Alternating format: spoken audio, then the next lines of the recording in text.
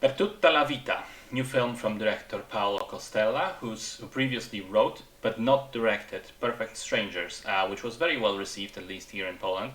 Now, this new film was marketed as a romantic comedy, which it isn't. I'd say it's far from it, actually. I describe it as a romantic drama. There's essentially just one single instance of humor throughout the entire film. And unfortunately, even though I didn't have high expectations for it, I ended up being let down. The setup for the plot is that a fake priest is ousted in Rome, and as a result, a number of marriages that he officiated in the past are now declared invalid.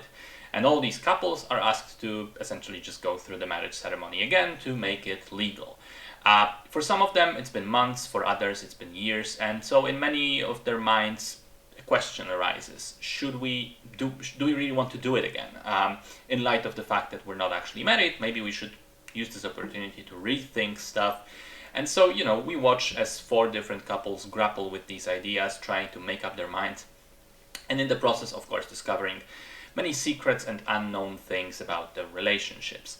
So I didn't like the film. I found it extremely boring, tedious, and annoying to watch because first of all, it's filled with awful people who continue to do terrible things to one another. Yet somehow the movie just tries to make us like them, tries to make us root for them, or at least some of them.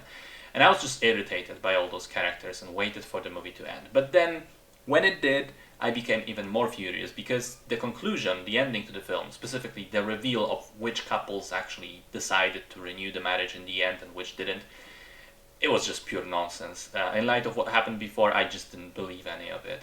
Now, I thought about it, and I think many of the problems with the script have to do with the basic concept of the film. While it is interesting on paper, an old marriage, what if the couple has problems and doesn't want to do it again? I think it inherently limits what comes next. I mean, in order for there to be drama, there's only a handful of things that can happen with this setup. And they all do across the film, across all these couples. Infidelity, boredom, differing life priorities, outlook on kids, etc. And when you look at the things that do happen in the film, it's very obvious that they would, based on just the setup. So there's very little surprise, and that just makes the film kind of predictable and boring and uninspired. And that last part, being uninspired, I think that also extends to the way it looks, to the way it's shot, which I think was just extremely pedestrian. Most of the film is just talking heads. It feels like a TV show with low budget rather than a feature film. There wasn't a single image in the film that would make me go, wow, this looks beautiful, this is a nice frame, this looks like a painting. The whole thing is just bland. And I do want to say that the actors, I think, are doing the best job they can, and for the most part, they are rather convincing in their roles. So the failure of the film to grab me in any way has nothing to do with them, but rather the other aspects, the writing, the direction, and the cinematography. Now, I don't know, maybe it just wasn't for me, but if someone out there enjoyed this film, I would very much like to know what specifically they liked about it, because I personally can't name a single thing that would stand out in a positive way.